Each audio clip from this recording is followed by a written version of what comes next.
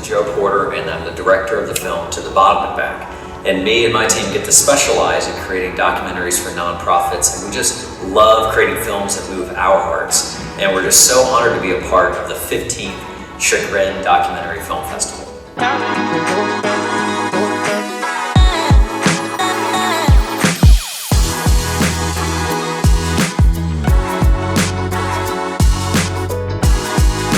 It's a graphic image and it's designed to scare people. Could it dim this light when I go to the screen? 2 minutes late.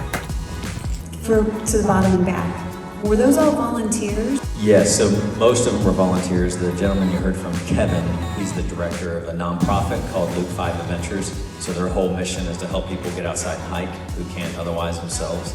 So he was the only one there that was kind of like part of that organization officially. And then everybody they call Sherpas are volunteers, so they were from all over the country. I was talking to a friend of mine and he said, you know, I've got a friend who his brother was in a wheelchair his whole life, and he really has a lot of empathy for people who have disabilities or mobility issues. And this guy had been to the bottom of Grand Canyon like 7 times, has been taking groups his whole life, and he just sees it as just like an incredible spiritual experience. So the thought in his mind was, wow, how cool it would be if I could make that happen for someone that it wouldn't be possible. So he basically just said, hey, what do you need?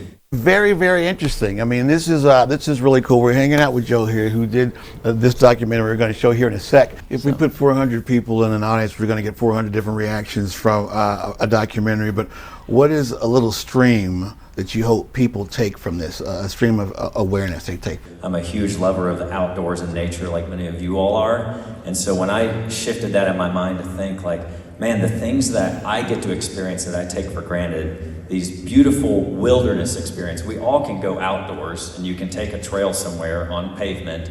Recognizing how we all love and respond to being outdoors and we feel connected to each other. Oftentimes we feel spiritually connected, and that happens a lot in like a wilderness area where you're away from the hustle and bustle of like a city park. Yeah. And just being aware that people who are in a wheelchair, they don't get to experience that type of thing. They have to stay in the heavily trafficked areas. So being connected in that way should be available to everyone. And so, you know, organizations like Luke 5 Adventures, or just whoever your friend or family member is, like think about how can we get them to a really tough place and they can be out in the quiet nature or see the stars.